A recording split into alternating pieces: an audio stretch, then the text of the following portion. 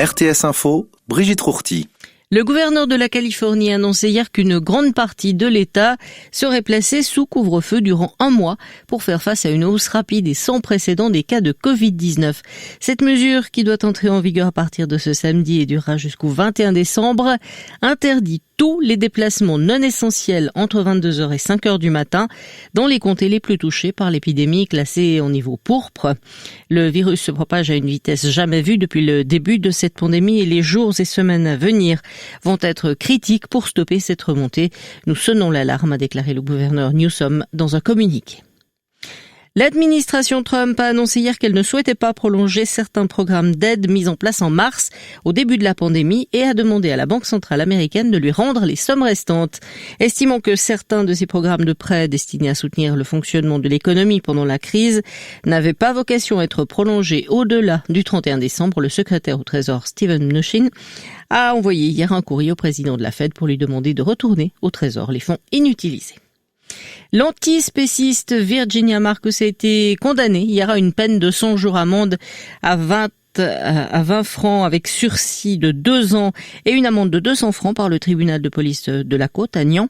L'activiste a notamment été jugée coupable d'appropriation illégitime pour avoir volé 18 cabris et 24 poules promises à l'abattoir. Elle a aussi été jugée coupable de violation du domaine secret ou du domaine privé au moyen d'un appareil de prise de vue. Le ministère public avait requis 120 jours amende à 30 francs et une amende de 300 francs à l'encontre de la militante romande.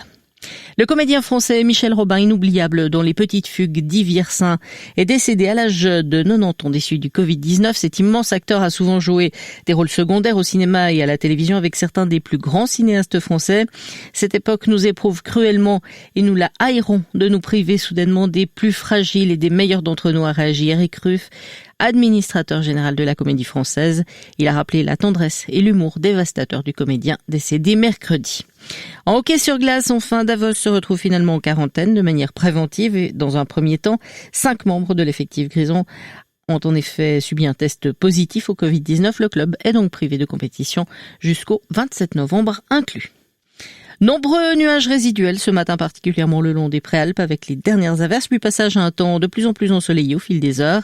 Nuages plus tenaces le long des Préalpes. En fin de journée, formation de grisaille sur le plateau, 9 degrés au maximum. Demain, bande de stratus sur le plateau avec un sommet vers 800 mètres, se dissipant généralement vers la mi-journée. Au-dessus et dans les autres régions, temps ensoleillé, 6 à 9 degrés. Même type de scénario pour dimanche. Vous écoutez RTS Info, je vous retrouve pour un nouveau bulletin à 2h. Un roman